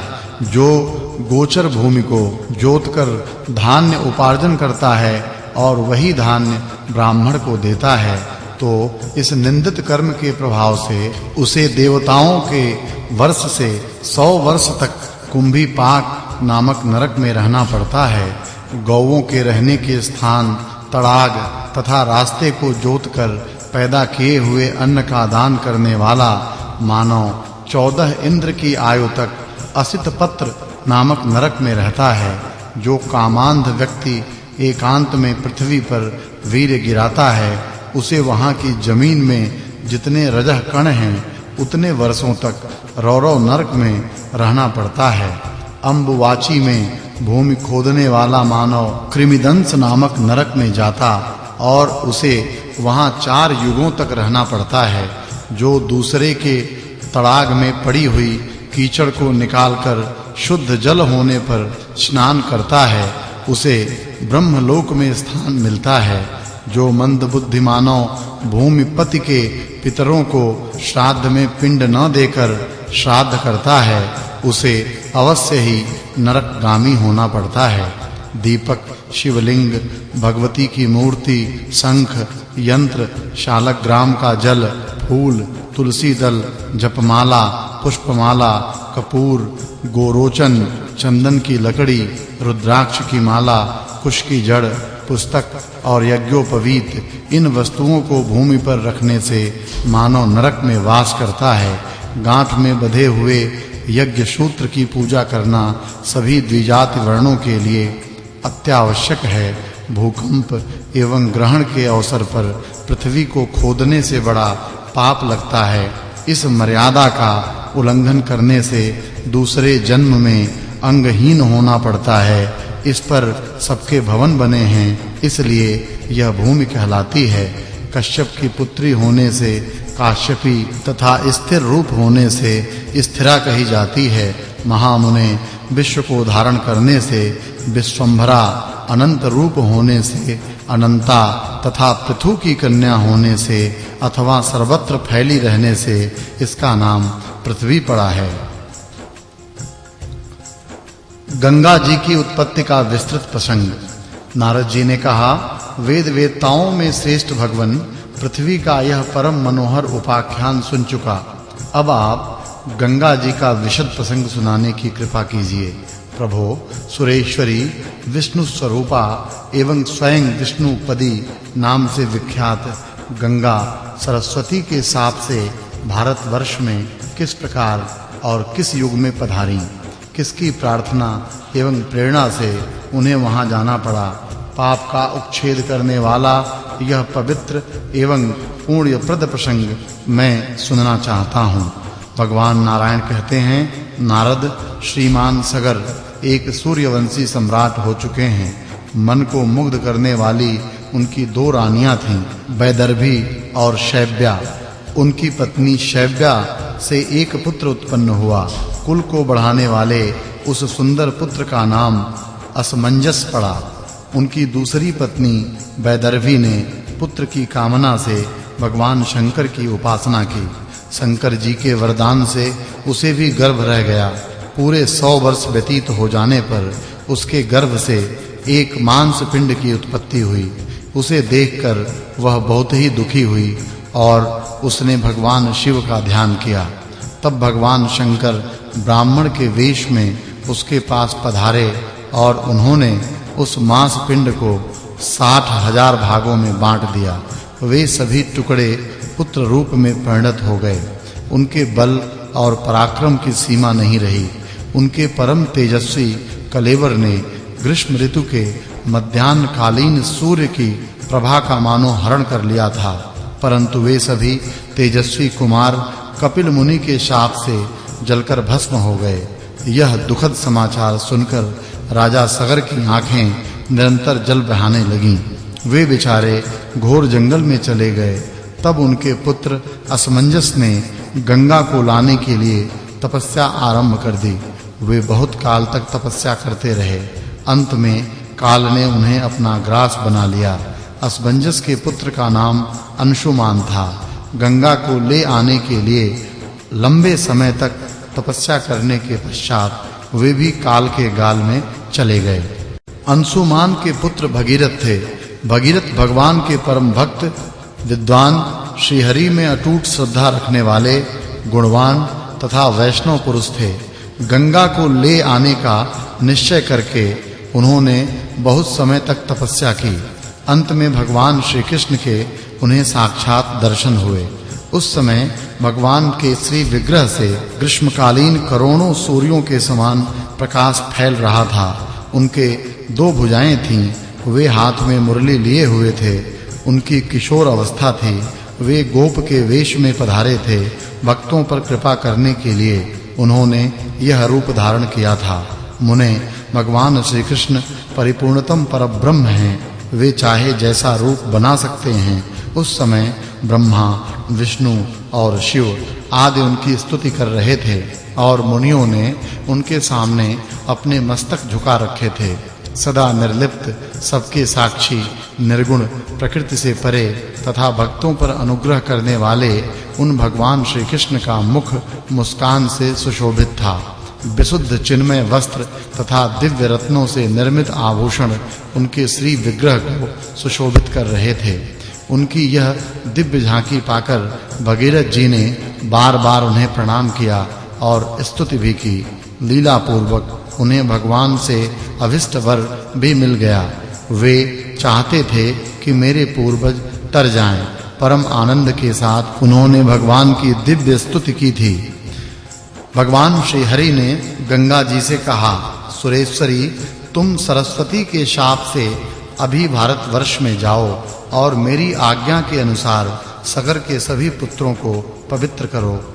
तुमसे स्पर्शित वायु का संयोग पाकर ही वे सभी राजकुमार मेरे धाम में चले जाएंगे। उनका भी विग्रह मेरे जैसा ही हो जाएगा और वे दिव्य रथ पर सवार होंगे। उन्हें मेरे पार्षद होने का सुअवसर प्राप्त होगा। वे सर्वदा आदि व्याधि से मुक्त रहेंगे। उनके जन्म जन्मांतर के पापों की समस्त पूंजी समाप्त हो जाएगी। श्रुति में कहा गया है कि भारतवर्ष में मनुष्यों द्वारा उपार्जित करोड़ों जन्मों के पाप गंगा की वायु के स्पर्श मात्र से नष्ट हो जाते हैं। स्पर्श और दर्शन की अपेक्षा गंगा देवी में मौसल स्नान करने से 10 गुना पुण्य होता है। सामान्य दिन में भी स्नान करने से मनुष्यों के अनेक जन्मों के पाप नष्ट हो जाते हैं। पर्वों तथा विशेष पुण्य तिथियों पर स्नान करने का विशेष फल कहा गया है। सामान्यतः गंगा जी में स्नान करने की अपेक्षा चंद्र ग्रहण के अवसर पर स्नान करने से अनंत गुना अधिक पुण्य कहा गया है। सूर्य ग्रहण में इससे 10 गुना अधिक समझना चाहिए। इससे 100 गुना पुण्य अर्धोदय के समय स्नान करने से मिलता है। नारद इस प्रकार गंगा और भगीरथ के सामने कहकर देवेश्वर भगवान श्री हरि चुप हो गए। तब गंगा जी ने भक्ति से अत्यंत नम्र होकर उनसे कहा। गंगा जी बोली, नाथ, सरस्वती का शाप पहले से ही मेरे सिर पर सवार है। आप आज्ञा दे ही रहे हैं और इन महाराज भगीरथ की तदर्थ तपस्या भी हो रही है। अतः मैं अभी भारतवर्ष में जा रही हूँ। परंतु प्रभो, वहां जाने पर अनेकों पापी जन अपने जिस किसी प्रकार के भी पाप को मुझ पर लाद देंगे। ऐसी स्थिति में मेरे ऊपर आए हुए वे पाप कैसे नष्ट होंगे? इसका उपाय तो बतला दीजिए। देवेश, मुझे भारतवर्ष में कितने वर्षों तक रहना पड़ेगा? फिर मैं कब आप परम प्रभु के धाम में आने की अधिकारिणी बन सकूंगी? प्रभो, आप सर्व अंतर्यामी से कोई भी बात छिपी नहीं है। सर्वज्ञ देव, मेरे अंतःकरण में अन्य भी जो कामनाएं छिपी हैं, उनके भी पूर्ण होने का उपाय बताने की कृपा करें। श्री भगवान बोले, सुरेश्वरी गंगे, मैं तुम्हारे सभी अभिप्रायों से परिचित हूँ। तुम नदी रूप से भारतवर्ष में पधारोगी और मेरे ही अंश स्वरूप समुद्र तुम्हारे पति होंगे। भारतवर्ष में सरस्वती आदि अन्य जितनी नदियां होंगी, उन सब में समुद्र के लिए तुम ही सबसे अधिक सौभाग्यवती मानी जाओगी। देवेश, कलयुग के 5000 वर्ष तक तुम्हें सरस्वती के शाप से भारत में रहना है। देवी लक्ष्मी रूपा तुम रसिका हो और मेरे स्वरूप समुद्र रसिक राज हैं। तुम उनके साथ एकांत में निरंतर प्रिय संगम करोगी। भारतवासी संपूर्ण मनुष्य भगीरथ प्रणीत स्तोत्र से तुम्हारी स्तुति करेंगे और उनके द्वारा भक्ति पूर्वक तुम सुपूजित भी होवोगी। काण्व शाखा में बताए गए प्रकार से तुम्हारा ध्यान करके लोग तुम्हारी पूजा में तत्पर होंगे। जो तुम्हारी स्तुति और तुम्हें प्रणाम करेगा, उसको अश्वमेध यज्ञ का फल सुलभता से प्राप्त होगा, चाहे सैकड़ों योजन की दूरी पर क्यों न हो। किंतु जो गंगा गंगा इस नाम का उच्चारण करके स्नान करता है, वह संपूर्ण पापों से छूटकर विष्णु लोक में चला जाता है। हजारों पापी व्यक्तियों के स्नान से जो तुम पर पाप आएंगे, मेरे भक्तों के स्पर्श मात्र से ही उनकी सत्ता नष्ट हो जाएगी। हजारों पापी प्राणियों के शव का स्पर्श अवश्य ही पाप का साधन है, किंतु मेरे मंत्र का अनुष्ठान करने वाले पुण्यात्मा भक्त पुरुष भी तो तुम्हारे में स्नान करने आएंगे।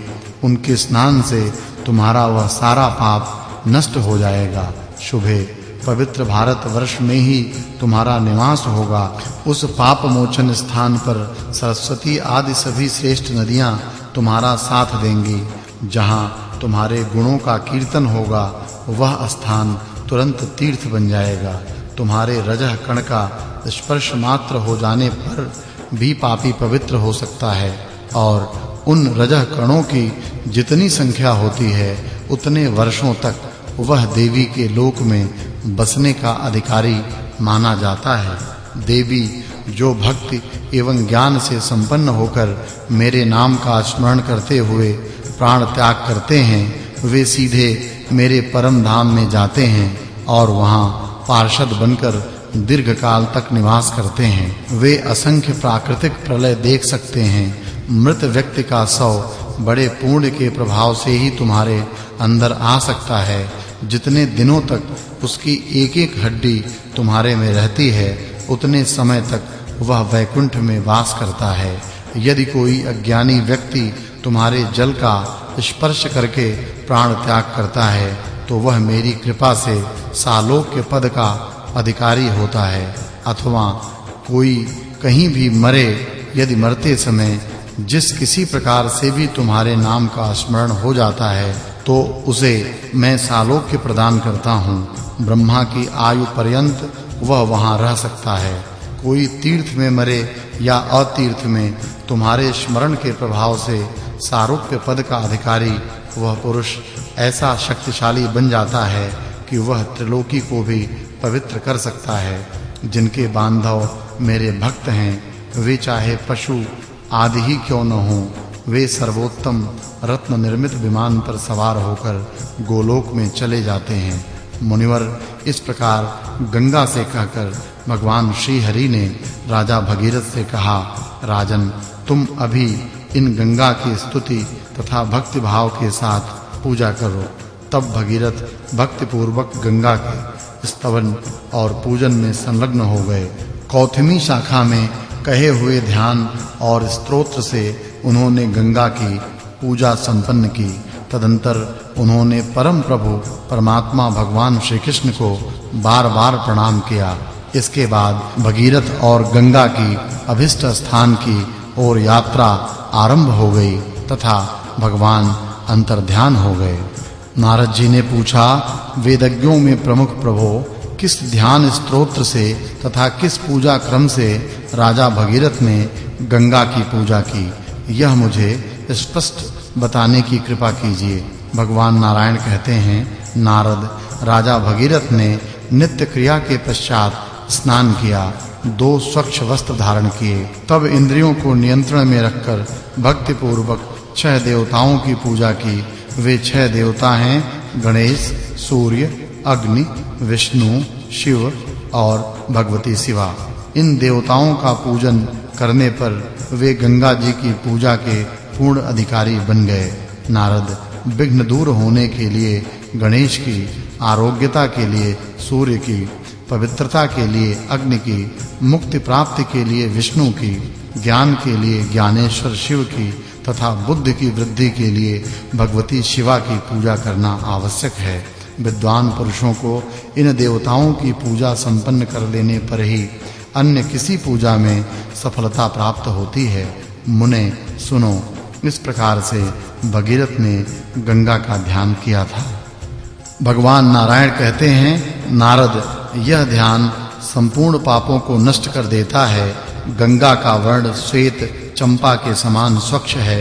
ये समस्त पापों का उपच्छेद कर देती हैं। परब्रह्म पूर्णतम भगवान श्री कृष्ण के श्री विग्रह से इनका प्राकट्य हुआ है। ये परम साध्वी और उन्हीं के समान सुयोग्य हैं। बन्य शुद्ध चिन्मय वस्त्र इनकी शोभा बढ़ाते हैं। रत्नमय आभूषणों से ये विभूषित हैं। इन आदरणीय देवी ने शरद पूर्णिमा के सैकड़ों चंद्रमाओं की स्वच्छ प्रतिभा को अपने में स्थान दे रखा है।